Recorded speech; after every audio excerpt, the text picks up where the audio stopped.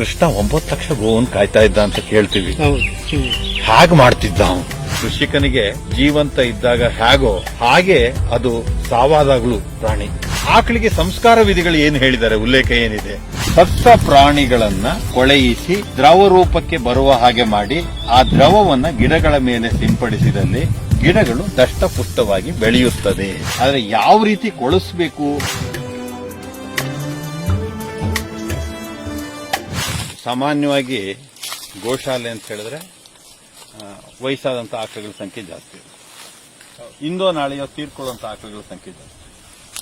ಆ ತೀರ್ಕೊಳ್ಳುವಂಥ ಆಕಳನ್ನ ಎಲ್ಲಿ ಭೂಮಿಯಲ್ಲಿ ಹುಗಿಯೋದು ಅನ್ನೋದು ಬಹಳ ದೊಡ್ಡ ಪ್ರಶ್ನೆ ಗೋಶಾಲೆಯನ್ನು ನಡೆಸೋರಿಗೆ ಇರುತ್ತೆ. ಇವತ್ತು ಆಕಳು ಒಂದು ತೀರ್ಕೊಳ್ತು, ಇಲ್ಲಿ ಹೋಗಿದ್ವಿ.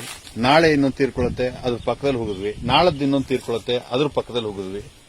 ಹೀಗೆ ಒಂದು 300-400 ಆಕಳಿರ್ತಕ್ಕಂಥ ಗೋಶಾಲೆಗಳಲ್ಲಿ ಮಳೆಗಾಲದಲ್ಲಿ ವಯಸ್ಸಾದಂಥ ಆಕಳುಗಳು ತೀರ್ಕೊಳ್ಳುತ್ತೆ.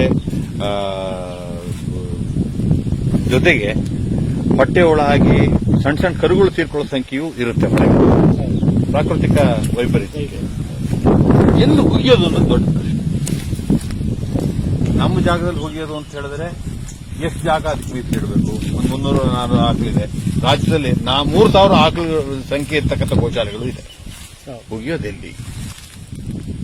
ಆಮೇಲೆ ಒಮ್ಮೆ ಹುಗಿದಿದ್ದೀವಿ ಅಂತ ತಿಳ್ಕೊಂಡು ಆ ಜಾಗದಲ್ಲಿ ಮತ್ತೊಂದು ಹುಗಿಬೇಕು ಅಂದ್ರೆ ಕನಿಷ್ಠ ಒಂದು 10 ವರ್ಷ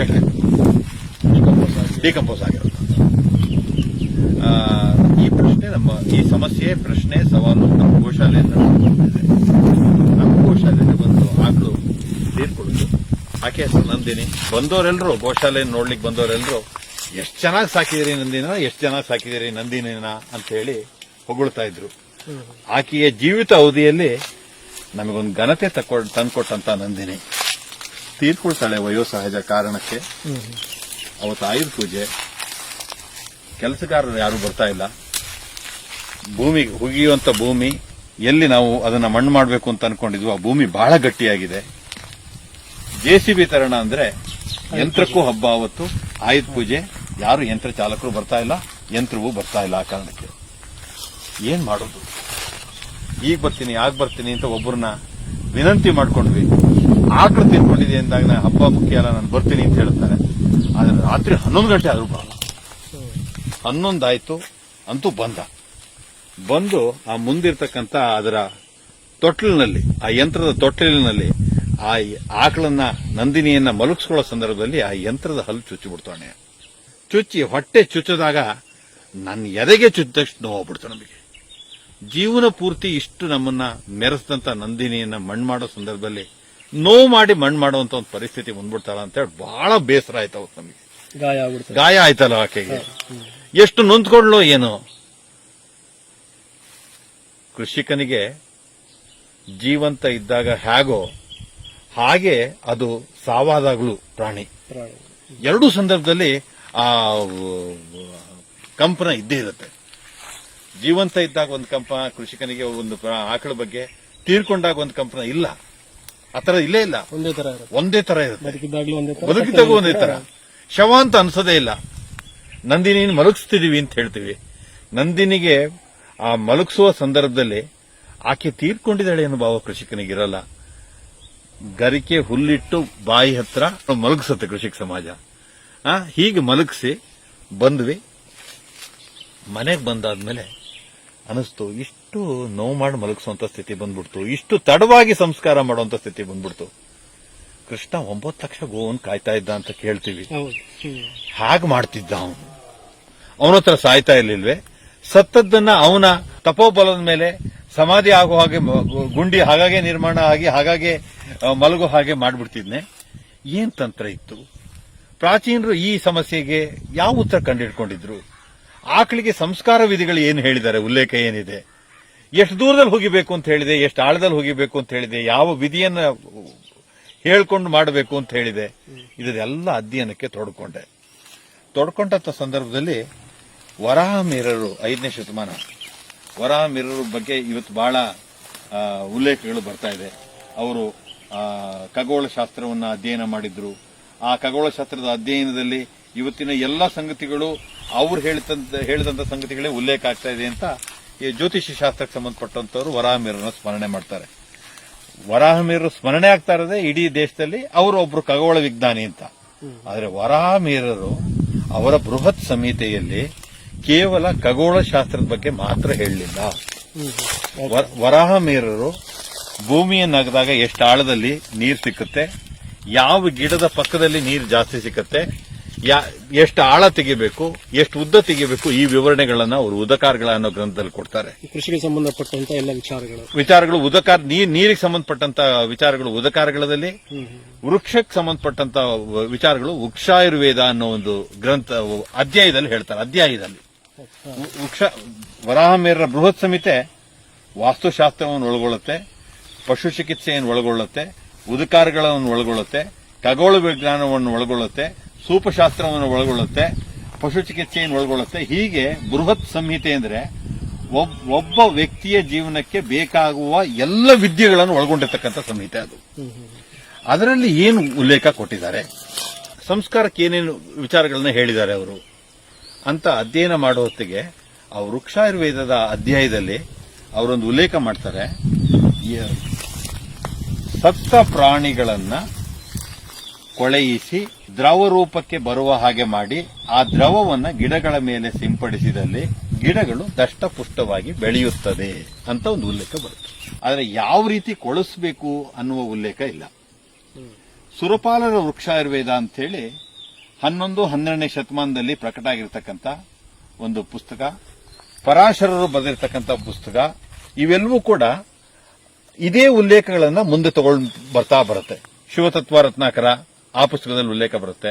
11ನೇ ಶತಮಾನದಲ್ಲಿ ಕರ್ನಾಟಕದಲ್ಲೇ ಬರೆದಿರ್ತಕ್ಕಂಥ ಒಂದು ಗ್ರಂಥ, ಚಾವುಂಡರಾಯ ಅನ್ನೋ ಕವಿ ಬರೆದಿರ್ತಕ್ಕಂಥ ಒಂದು ಗ್ರಂಥ ಲೋಕೋಪಕಾರಂ, ಆ ಪುಸ್ತಕದಲ್ಲೂ ಇದ್ರ ಬಗ್ಗೆ ಉಲ್ಲೇಖ ಬರುತ್ತೆ. ಸತ್ತ ಪ್ರಾಣಿಗಳನ್ನ ಕೊಳೆಯಿಸಿ ದ್ರವ ರೂಪಕ್ಕೆ ತರಬಹುದು, ತಂದು ಸಿಂಪಡಿಸಬಹುದು ಅನ್ನೋ ಉಲ್ಲೇಖ ಬರುತ್ತೆ.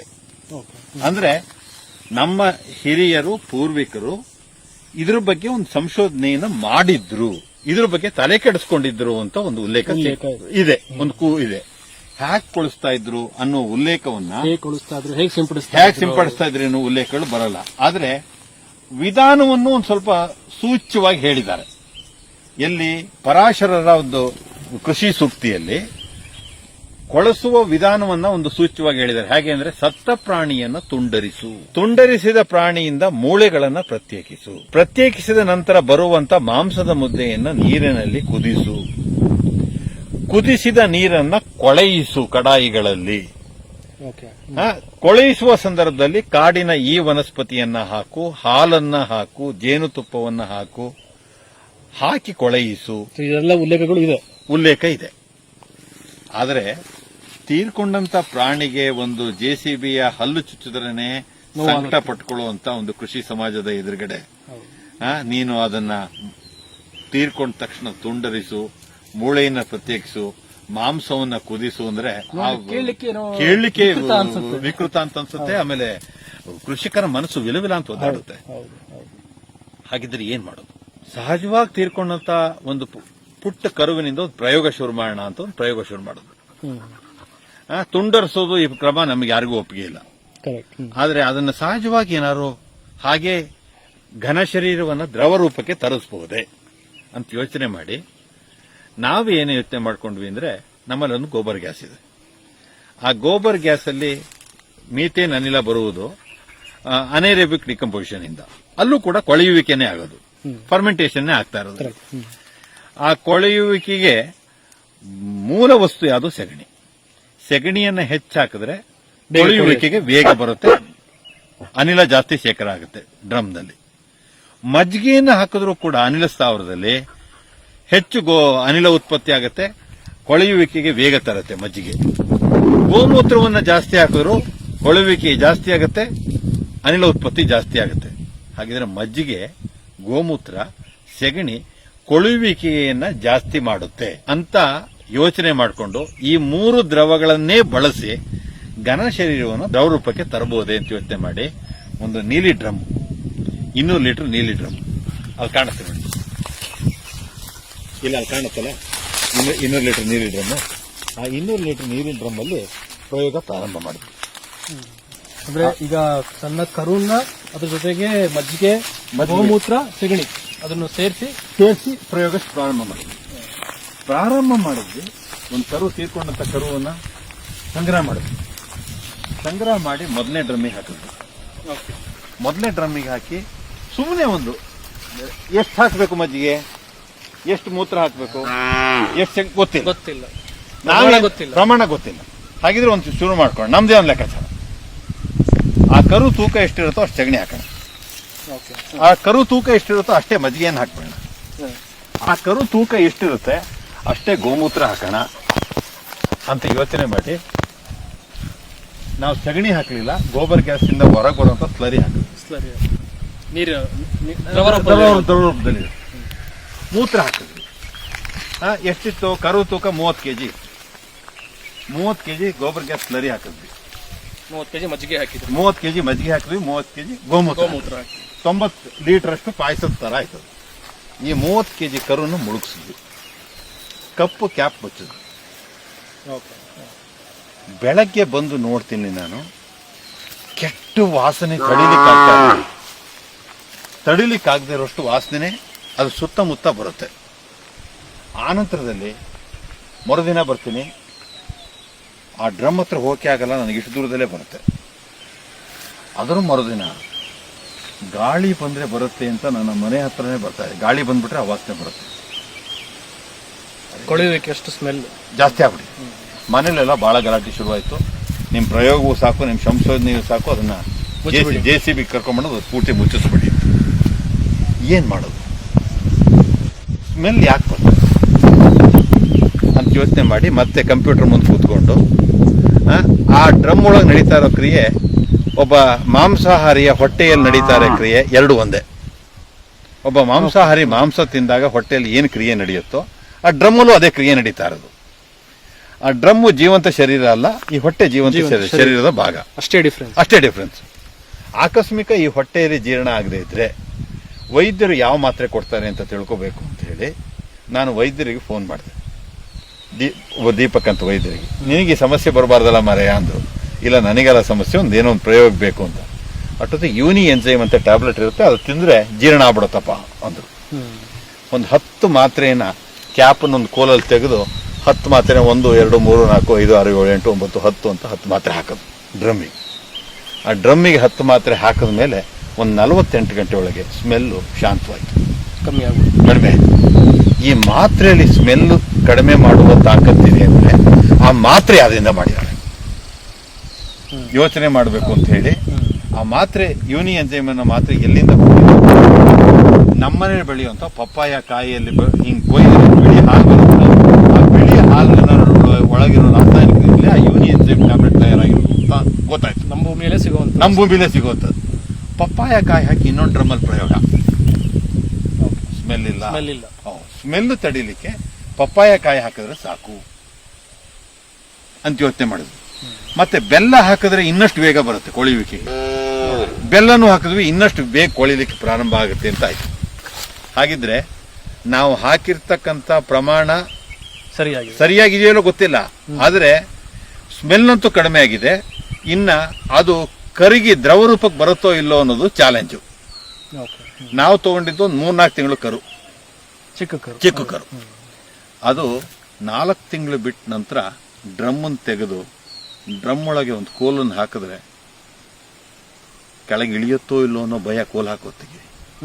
ಕರುವಿನ ಹೊಟ್ಟೆಗೆ ಎಲ್ಲಿ ತಾಗುತ್ತೋ ಕೋಲು ಅನ್ನೋ ಅನಿಸಿಕೆ ಮನಸ್ಸಿಗೆ. ಹಿಂಗೆ ಹಾಕ್ತಾ ಹಾಕ್ತಾ ಹಾಕ್ತಾ ಹಾಕ್ತಾ ಹೋದ್ರೆ ಕೋಲು ತಳ ತಾಗ್ತು, ಫುಲ್ ಡಿಕಂಪೋಸ್ ಆಗಿದೆ ಅಂತ. ಕರು ಕಾಣ್ತಾ ಇಲ್ಲ. ಹೀಗೆ ಸುತ್ತೀವಿ, ಕರು ಸಿಗಲ್ಲ. ಹೀಗೆ ಎತ್ತೀವಿ, ಕರು ಕಾಣಲ್ಲ. ಮೇಲ್ಗಡೆ ಗಟ್ಟಿಯಾದಂತ ಇನ್ನೇನು ಕರಗದೇ ಇಲ್ಲ ಅನ್ನುವ ಗೊರಸು ತೇಲ್ತಾ ಇದೆ. ಮೂಳೆ ಎಲ್ಲ ಏನಾಗಿತ್ತು? ತುಂಬಾ ಗಟ್ಟಿಯಾದ ಮೂಳೆಗಳು ತೇಲ್ತಾ ಇವೆ. ಒಳಗಡೆ ಟೊಳ್ಳಾಗಿದೆ. ಅದು ಕರಗಕ್ಕೆ ಸ್ಟಾರ್ಟ್ ಆಗಿದೆ. ಕರಗುಕ್ಕೆ ಶುರುವಾಗಿದೆ 3-4 ತಿಂಗಳೊಳಗೆ.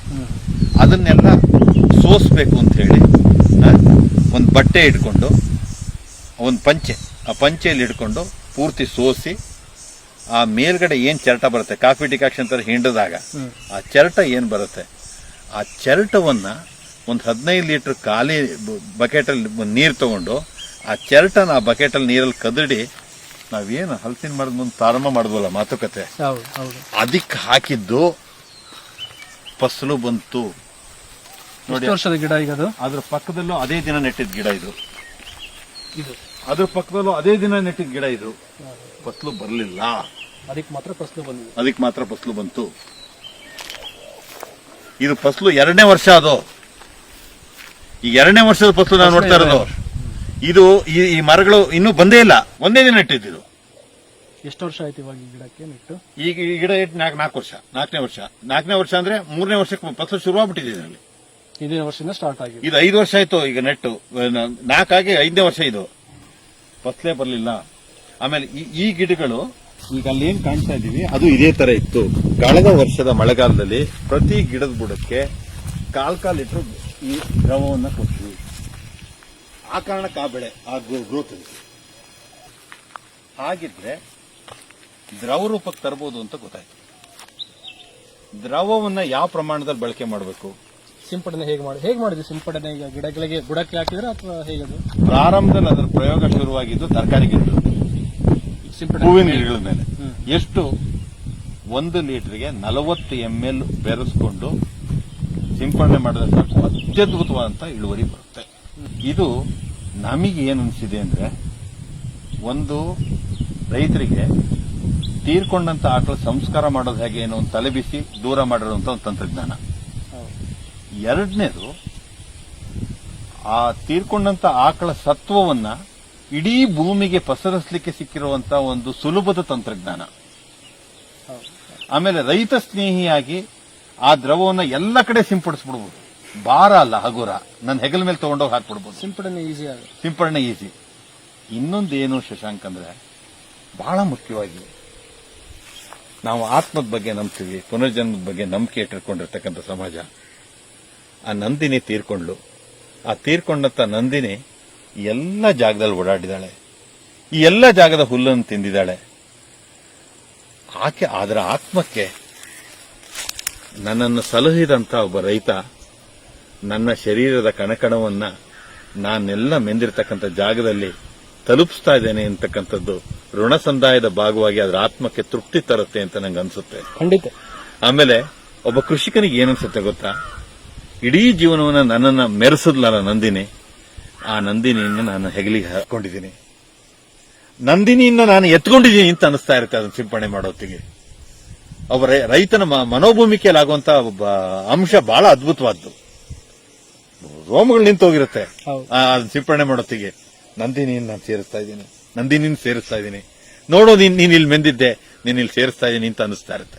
ಇದನ್ನು ಸಿಂಪಡಿಸಿ ಸಿಂಪಡಿಸಿ ಸಿಂಪಡಿಸಿ ಅದರ ಲಾಭವನ್ನು ಪಡ್ಕೊಳ್ತಾ ಇರ್ತಕ್ಕಂಥ ಇಳುವರಿಯಲ್ಲಿ ನಮಗೆ ಇದರ ಮೌಲ್ಯ ಎಷ್ಟು? ನಾನು ಇದೇ ರೀತಿಯ ಯಾವುದೋ ಒಂದು ರಾಸಾಯನಿಕವನ್ನ ಈ ಬೆಳೆ ಬೆಳೆಯುವಂತ ಸಂದರ್ಭದಲ್ಲಿ ಪಡ್ಕೋಬೇಕು ಅಂದ್ರೆ ಯಾವ ಬೆಲೆಯನ್ನು ಕೊಡಬೇಕಾದೀತು ಅಂತ ಯೋಚನೆ 2ನೇ ಹಂತದಲ್ಲಿ ಶುರುವಾಯಿತು. 1 ಎಕರೆಗೆ 5 ಲೀಟರ್ ಸಿಂಪರಣೆ ಮಾಡಿದ್ರೆ ಹೆಸರು ಕಾಳು ಎಷ್ಟು ಜಾಸ್ತಿ ಆಗುತ್ತೆ, ಕಡಲೆಕಾಳು ಎಷ್ಟು ಜಾಸ್ತಿ ಆಗುತ್ತೆ, ದಾಳಿಂಬೆ ಬೆಳೆ ಎಷ್ಟು ಜಾಸ್ತಿ ಆಗುತ್ತೆ, ಜೋಳದಲ್ಲಿ ಏನಾಗುತ್ತೆ, ಹಸಿಮೆಣಸಿನಲ್ಲಿ ಏನಾಗುತ್ತೆ, ಭತ್ತದ ಮೇಲೆ ಏನಾಗುತ್ತೆ, ಅಡಿಕೆ ಸಸಿ ಮೇಲೆ ಏನಾಗುತ್ತೆ, ಪ್ರಯೋಗಗಳು ಮಾಡಿದ್ವಿ. ಕಳೆದ 9 ವರ್ಷದಿಂದ ಈ ಪ್ರಯೋಗ ರಾಜ್ಯಾದ್ಯಂತ ನಡೀತಾ ಇದೆ. ಮಾಡಿದಾಗ ಇದನ್ನ 5 ಲೀಟರ್ ಎಕರೆಗೆ ಸಿಂಪರಣೆ ಮಾಡಿರತಕ್ಕಂಥ ಕೃಷಿಕರ ಹೊಲದಲ್ಲಿ ಸರಾಸರಿ 2 ರಿಂದ 3 ಕ್ವಿಂಟಾಲ್ ಕಾಳು ಜಾಸ್ತಿ ಆಗಿದೆ. 2 ರಿಂದ 3 ಕ್ವಿಂಟಾಲ್ ಜಾಸ್ತಿ ಆಗಿದೆ ಅಂತ ಹೇಳಿದ್ರೆ ಹೆಸರು ಕಾಳು ಅತ್ಯಂತ ಉತ್ತಮ ಬದಲಾವಣೆ. ಅದು 10,000 ರೂಪಾಯಿ ರೈತರಿಗೆ ಹೆಚ್ಚು ಆದಾಯ ಸಿಕ್ಕಾಗೆ. 10,000 ರೂಪಾಯಿ ರೈತರಿಗೆ ಆದಾಯ ಸಿಕ್ಕಿದ್ ಒಂದೇ ಅಲ್ಲ, 10,000 ರೂಪಾಯಿ ಸಿಕ್ಕಿದ್ ಒಂದೇ ಅಲ್ಲ, ಆ ಕಾಳಿನ ಉಳಿಕೆಯ ಸಮಯ ಜಾಸ್ತಿ ಆಗ್ಬಿಟ್ಟಿದೆ. ಉಳಿಕೆಯ ಸಮಯ ಅಂದ್ರೆ ಸಾಮಾನ್ಯವಾಗಿ ಇವತ್ತು ರೈತರು ಹೆಸರು ಕಾಳು ಬೆಳೆದ್ರು ಅದರ ಹೊರ ಕವಚದಿಂದ ಕಾಳನ್ನ ಬೇರ್ಪಡಿಸಿದ್ರು ಅಂದ್ರೆ ಆ ಕಾಳನ್ನ ತುರ್ತಾಗ ಅವ್ರು ಮಾರುಕಟ್ಟೆ ಕೊಡಬೇಕಾದ್ರೆ ಹೆಚ್ಚಿಗೆ ದಿನ ಇಟ್ಟರೆ ಅದಕ್ಕೆ ಗಾಳಿ ಹುಳ ಬಿದ್ಬಿಡುತ್ತೆ. ಆದ್ರೆ ಇವತ್ತು ಗೋನಂದಾ ಜಲವನ್ನ ಬಳಸಿ, ಈ ದ್ರವಕ್ಕೆ ಗೋನಂದಾ ಜಲ ಅಂತ ಹೆಸರಿಟ್ಟಿದ್ದೀವಿ, ಗೋನಂದಾ ಜಲವನ್ನ ಬಳಸಿ ಯಾರು ಬೆಳೆಯನ್ನು ಬೆಳೆದಿದ್ದಾರೆ ಅವ್ರ ಕಾಳು 1.5 ವರ್ಷ ಆದರೂ ಹಾಳಾಗ್ತಾ ಇಲ್ಲ. ಕಾಳಿನ ಗಾತ್ರ ಜಾಸ್ತಿ ಆಗಿದೆ, ಕಾಳಿನ ಹೊಳಪು ಜಾಸ್ತಿ ಆಗಿದೆ, ಕಾಳಿನ ಮೊಳಕೆ ಬರುವಂತ ಪ್ರಮಾಣ ಜಾಸ್ತಿ ಆಗಿದೆ. ಆ ಕಾಳನ್ನ ಬೀಜಕ್ಕೆ ಇಟ್ಕೊಂಡಾಗ ದಷ್ಟಪುಷ್ಟವಾಗಿ ಗಿಡ ಮೇಲ್ ಬರುವಂತ ಗೊತ್ತಾಗ್ತಾ ಇದೆ. ಹಾಗಿದ್ರೆ ಒಂದು ಎಕರೆಗೆ 2 ಕ್ವಿಂಟಾಲ್ ಜಾಸ್ತಿ ಆಗುತ್ತೆ ಅಂದ್ರೆ 10,000 ರೂಪಾಯಿ ಆದಾಯ ಜಾಸ್ತಿ ಆಯಿತು. 5 ಲೀಟರಿಂದ 10,000 ರೂಪಾಯಿ ಜಾಸ್ತಿ ಆಗುತ್ತೆ ಅಂದ್ರೆ 1 ಲೀಟರ್ ಬೆಲೆ 2,000 ರೂಪಾಯಿ ಅಂತ ಆಯ್ತು. 2,000 ರೂಪಾಯಿ 1 ಲೀಟರ್ನ ಬೆಲೆ ಅಂತ ಆದ್ರೆ ನಾವು 2,000 ರೂಪಾಯಿ ಅಂತ ಹೇಳೋದು ಬೇಡ, 500 ರೂಪಾಯಿ ಅಂತ ಅನ್ಕೊಳ್ಳೋಣ. 500 ರೂಪಾಯಿ ಅಂತ ಭಾವಿಸ್ಕೊಂಡ್ರು 30 ಕೆಜಿಯ ಕರು 90 ಲೀಟರ್ ದ್ರವವನ್ನು ತಂದುಕೊಡುತ್ತೆ. ಒಂದು 500 ರೂಪಾಯಿಗೆ ದ್ರವವನ್ನು ರೈತರಿಗೆ ವಿತರಣೆ ಮಾಡಿದ್ರು ಸಾಕು, 45,000 ರೂಪಾಯಿ ಪುಟ್ಟ ಕರುವಿನ ಬೆಲೆ ಆಯಿತು. ವಯೋಸಹಜದ ಕಾರಣಕ್ಕೆ ಒಂದು ಆಕಳು ತೀರ್ಕೊಳ್ತು, ಒಂದು 250-300 ಕೆಜಿ ಇರೋ ಆಕಳು ತೀರ್ಕೊಳ್ತು ಅಂದ್ರೆ ಒಬ್ಬ ಕೃಷಿಕನಿಗೆ ಒಂದು 800 ಲೀಟರ್ ದ್ರವ ತಂದುಕೊಡುತ್ತೆ. 800 ಲೀಟರ್ ಇಂಟು 500 ರೂಪಾಯಿ 1 ಲೀಟರ್ಗೆ 4 ಲಕ್ಷ ರೂಪಾಯಿ ಒಂದು ರೈತನಿಗೆ ತಂದುಕೊಡುತ್ತೆ. ಕೊಳ್ಳುವಾಗ ರೈತ ಯಾವ ಬೆಲೆಯಲ್ಲಿ ಕೊಟ್ಟು ಆ ನಂದಿನಿ ಅಂತ ತಂದಿದ್ನೋ ಅದನ್ನು ಕಳ್ಕೊಳ್ಳುವಾಗ 10 ಪಟ್ಟು ರೈತನ ಕೈಲಿ ಕೊಟ್ಟೋಗಿರ್ತಕ್ಕಂಥ ಒಂದು ಜೀವಿ ಗೋವು ಯಾಕೆ ಕಟಕರ ಕೈಗೆ ಮಾರಬೇಕು? ಯಾಕೆ ವಯಸ್ಸಾಯ್ತು ಅಂತ ಮಾರಬೇಕು? ಸಮಾಜ ಸಾಕ್ಲಿಕ್ಕಾಗಲ್ಲ ಅಂತ ಯಾಕೆ ಮಾರಬೇಕು? ಇಟ್ಕೊಂಡ್ರೆ ಲಾಭ, ಮಾರಿದ್ರೆ ನಷ್ಟ ಅಂತ ಕೂಗಿ ಕೂಗಿ ಆಕಳು ಹೇಳ್ತಾ ಇದೆಯೇನೋ ಈ ಕಡಾಯಿಗಳಲ್ಲಿ ಅಂತ ನಂಗೆ ಅನಿಸ್ತಾ ಇರುತ್ತೆ ಅನೇಕ ಸಲ. ಹಾಗಾಗಿ ಗೋಹತ್ಯೆ ನಿಷೇಧ ಕಾನೂನೇ ಅಗತ್ಯ ಇಲ್ಲ ಈ ದೇಶದಲ್ಲಿ. ನಮ್ಮ ರೈತ ಈ ಕ್ರಮಕ್ಕೆ ಮುಂದಾದರೆ, ನಮ್ಮ ಗೋಶಾಲೆಗಳು ಈ ರೀತಿ ಮುಂದಾದರೆ, ಇದು ಒಂದೇನಾ ರೈತಂಗೆ ಗೋಹತ್ಯೆ ಕಾನೂನು ಬೇಕಾಗಿಲ್ಲ, ಈ ದೇಶಕ್ಕೆ ಬೇಕಾಗಿಲ್ಲ ಅನ್ನೋ ಒಂದು ಸಂಗತಿ ಮಾತ್ರ ಹೇಳುತ್ತಾ ಅಲ್ಲ, ಇಷ್ಟೊಂದೇ ಹೇಳಲ್ಲ. ಅದು ನಮ್ಮ ಪರಿಸರದಲ್ಲಿ ಏನು ಫಲವತ್ತತೆ ನಷ್ಟ ಆಗಿ ಹೋಗ್ತಾ ಇದೆ, ಏನು ಹೊರಗಿನ ರಾಸಾಯನಿಕ ಗೊಬ್ಬರಗಳು ವಿಷಗಳ ಮೇಲೆ ಅವಲಂಬಿತವಾಗ್ತಾ ಇದೆ ಕೃಷಿ ಸಮಾಜ, ಅವಲಂಬಿತವಾಗಬೇಕು ಅಂತ ಹೇಳ್ತಾ ಇದೆ ಕೃಷಿ ಇಲಾಖೆಗಳು. ಇದರಿಂದ ಎಲ್ಲರಿಗೂ ಮುಕ್ತಿಯಾಗಿ ಹೊರಗೆ ಬರಲಿಕ್ಕೆ, ಸಾವಯವದ ಕಡೆ ಹೊರಡಲಿಕ್ಕೆ ಇದೊಂದು ಬಹಳ ಅಸ್ತ್ರವಾಗಿ, ಬಹಳ ಪ್ರಬಲ ಅಸ್ತ್ರವಾಗಿ ನಮಗೆ ಕೃಷಿಕರಿಗೆ ಸಿಕ್ಕಿರ್ತಕ್ಕಂಥ ಇದೊಂದು ವರದಾನ ಅಂತ ಭಾವಿಸ್ತೀನಿ. ಈಗ ನೀವು ಹೇಳಿದಾಗೆ ಎಷ್ಟು ಜನ ಈ ಕೃಷಿಕರು ಇವಾಗ ಇದನ್ನ ಪ್ರಾರಂಭಿಸಿದ್ದಾರೆ? ನೋಡಿ, ಬಳ್ಳಾರಿ ಜಿಲ್ಲೆಯಲ್ಲಿ ಪ್ರಾರಂಭ ಆಗಿದೆ, ಕೃಷಿಕರು ಇದನ್ನ ಸ್ಟಾರ್ಟ್ ಮಾಡಿದ್ದಾರೆ. ದಕ್ಷಿಣ ಕನ್ನಡ ಜಿಲ್ಲೆಯಲ್ಲಿ ಇದು ಪ್ರಾರಂಭ ಆಗಿದೆ. ಉಡುಪಿ ಮಠದಲ್ಲಿ ಇದನ್ನು ಪ್ರಾರಂಭ ಮಾಡ್ತಾ ಇದ್ದಾರೆ ಗೋಶಾಲೆಯಲ್ಲಿ. ಕೊಲ್ಲಾಪುರದ ಕನ್ನೇರಿ ಮಠದಲ್ಲಿ ಇದನ್ನು ಪ್ರಾರಂಭ ಆಗ್ತಾ ಇದೆ. ಕೊಟ್ಟೂರು ಮಠದಲ್ಲಿ ಪ್ರಾರಂಭ ಆಗಿದೆ. ತುಮಕೂರು ಜಿಲ್ಲೆಯಲ್ಲಿ ಪ್ರಾರಂಭ ಆಗಿದೆ. ಶಿವಮೊಗ್ಗ ಜಿಲ್ಲೆಯಲ್ಲಿ ಪ್ರಾರಂಭ ಆಗಿದೆ. ಉಡುಪಿ ಜಿಲ್ಲೆಯಲ್ಲಿ ಪ್ರಾರಂಭ ಆಗಿದೆ. ಕೊಡಗಲ್ಲಿ ಪ್ರಾರಂಭ ಆಗಿದೆ. ಮೈಸೂರಲ್ಲಿ ಪ್ರಾರಂಭ ಆಗಿದೆ. ಮಂಡ್ಯದಲ್ಲಿ ಪ್ರಾರಂಭ ಆಗಿದೆ. ದೊಡ್ಡ ಪ್ರಮಾಣದಲ್ಲಿ ಮಾಡುವುದನ್ನು ನಾನು ರೈತರಿಗೆ ಹೇಳ್ಕೊಡ್ತಾ ಇದ್ದೀವಿ. ಒಂದು ಎಚ್ಚರಿಕೆಯ ಕಿವಿ ಮಾತಿನ ಜೊತೆಗೆ ದಯಮಾಡಿ ವಯಸ್ಸಾಗಿರುವಂಥ ಆಕಳು, ಆ ಮನೋಭಾವ ಇಲ್ಲ ಕೃಷಿಕರಲ್ಲಿ, ಆ ಮನೋಭಾವ ಇಲ್ಲ. ವಯಸ್ಸಾದಂಥ ಆಕಳು, ಕಾಲು ಮುರ್ಕೊಂಡಿರ್ತಕ್ಕಂಥ ಆಕಳು, ಕಾಯಿಲೆ ಬಿದ್ದಿರ್ತಕ್ಕಂಥ ಆಕಳು, ಎಷ್ಟೇ ಕಷ್ಟ ಆದ ರೈತನಿಗೆ, ಅವನು ಎಷ್ಟೇ ಸಾಲದಲ್ಲಿ ನೀನು ಬೇಕು ಸಾಯಿ ಅನ್ನೋ ಮನೋಭಾವವನ್ನು ಇವತ್ತವರೆಗೂ ಕೃಷಿ ಸಮಾಜ ಬೆಳೆಸ್ಕೊಂಡಿಲ್ಲ. ಉಳಿಸ್ಕೋಬೇಕು ಅಂತ ಅನಿಸುತ್ತೆ. ಆ ರೀತಿ ಉಳಿಸ್ಕೋಬೇಕು ಅಂತ ಮನಸ್ಸಿದ್ರೂ ಕೂಡ ಭಗವಂತನ ಕರೆ ತೀರ್ಕೊಂಡಾಗ ಈ ರೀತಿ ಪರಿವರ್ತನೆ ಮಾಡಿದ್ರೆ ಭೂಮಿಯ ಫಲವತ್ತತೆಯೂ ಜಾಸ್ತಿ ಆಗುತ್ತೆ, ಸಮಾಧಿಯನ್ನು ಹೇಗೆ ಮಾಡೋದು ಅನ್ನೋ ಒಂದು ಸಮಸ್ಯೆ ನಿವಾರಣೆ ಆಗುತ್ತೆ, ಕೃಷಿ ಕ್ಷೇತ್ರಕ್ಕೆ ಒಂದು ಒಳ್ಳೆಯ ದ್ರವ ಕೊಟ್ಟಾಗುತ್ತೆ, ರೈತ ಸ್ವಾವಲಂಬಿ ಆಗ್ತಾನೆ, ಸಮಾಜಕ್ಕೊಂದು ಒಳ್ಳೆಯ ಆರೋಗ್ಯಕರ ಉತ್ಪನ್ನವನ್ನು ಕೊಟ್ಟಾಗುತ್ತೆ. ಒಂದು ಒಳ್ಳೆಯ ಅಸ್ತ್ರವಾಗಿ ಇದು ನಮಗೆಲ್ಲರಿಗೂ ಸಿಕ್ಕಿದೆ. ಇಡೀ ದೇಶಕ್ಕೆ ಇದನ್ನು ಹಂಚ್ತಾ ಇದ್ದೀವಿ, ಉಚಿತವಾಗಿ ಈ ತಂತ್ರ ಹಂಚ್ತಾ ಇದ್ದೀವಿ. ಅವ್ರವ್ರ ಊರಿನಲ್ಲಿ ಈ ರೀತಿ ಏನು ಮಾಡಿಕೊಂಡ್ರೆ, ಊರಿಗೊಂದು ಕೆರೆ ಅಂತಿದೆ, ಊರಿಗೊಂದು ದೇವಸ್ಥಾನ ಅಂತಿದೆ, ಊರಿಗೊಂದು ಸ್ಮಶಾನ ಅಂತಿದೆ.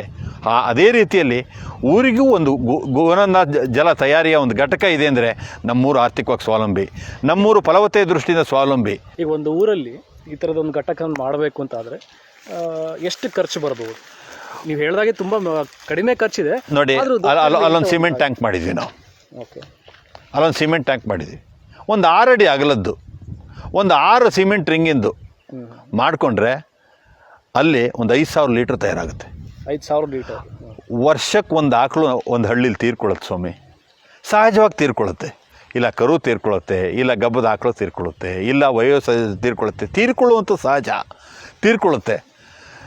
ತೀರ್ಕೊಂಡಂಥ ಆಕಳನ್ನು ಈ ರೀತಿಯಲ್ಲಿ ಪರಿವರ್ತನೆ ಮಾಡಿದರೆ ಗೋಬರ್ ಗ್ಯಾಸ್ ಸ್ಲರಿಗೇನು ಹಳ್ಳಿಯಿಂದ ಬೇರೆ ಕಡೆಯಿಂದ ತರಬೇಕಾದಿಲ್ಲ. ಸಿಗುವಂಥದ್ದು ಮಜ್ಜಿಗೆ ಕೂಡಿಟ್ರೆ ಮನೆಗಳಲ್ಲೇ ಸಿಗುವಂಥದ್ದು, ಗೋಮೂತ್ರ ಕೂಡಿಟ್ರೆ ಮನೆಯಲ್ಲೇ ಸಿಗುವಂಥದ್ದು. ಇದಕ್ಕೆ ಹೊರಗಿನಿಂದ ಯಾವ ವಸ್ತು ತರುವ ಅಗತ್ಯವೂ ಇಲ್ಲ. ಪಪ್ಪಾಯ ಊರಲ್ಲಿ ಸಿಗುತ್ತೆ, ಸಿಗುವಂಥದ್ದು. ಅಂದ್ರೆ ಈಗ ಒಬ್ಬ ಕೃಷಿಕ ಒಂದು ಹಳ್ಳಿಯಲ್ಲಿ ಇದನ್ನ ವ್ಯಾಪಾರ ದೃಷ್ಟಿಯಲ್ಲಿ ನೋಡಿದ್ರೆ ಯಾರಾದ್ರೂ ಬೇರೆ ಕೃಷಿಕರಿಗೆ ಮಾರಬೇಕು ಅಂತ ಆದ್ರೆ ಅದರ ವ್ಯಾಪಾರ ರೀತಿಯಲ್ಲಿ ನೋಡೋ ಒಂದು ನೋಡಿ, ಈ ರೀತಿಯಲ್ಲೂ ನಾನು ಯೋಚನೆ ಮಾಡ್ಬೋದು ಅಂತ ಅನಿಸುತ್ತೆ. ಇವತ್ತಿನ ಆಧುನಿಕ ಶಿಕ್ಷಣದ ಕಾರಣಕ್ಕೆ ಯುವಕರು ಪಟ್ಟಣ ಸೇರ್ತಾ ಇದ್ದಾರೆ, ದೇಶ ಬಿಟ್ಟು ಹೋಗ್ತಾ ಇದ್ದಾರೆ. ವೃದ್ಧರು ಕೃಷಿಯ ಜೊತೆಗೆ ನಂಟನ್ನು ಇಟ್ಕೊಂಡಿದ್ದಾರೆ, ಅವರೇ ಆಕಳನ್ನು ನೋಡ್ತಾ ಇದ್ದಾರೆ. ಕೊಟ್ಟಿಗೆಯಲ್ಲಿ ಒಂದು ಸಾವಾದರೆ ಆ ಆಕಳನ್ನು ಕೊಟ್ಟಿಗೆಯಿಂದ ಹೊರ ಹಾಕೋದು ಆ ನೋವನ್ನು, ಆ ಸಮಸ್ಯೆಯನ್ನು ಎದುರಿಸಿದವ್ರಿಗೆ ಮಾತ್ರ ಗೊತ್ತು.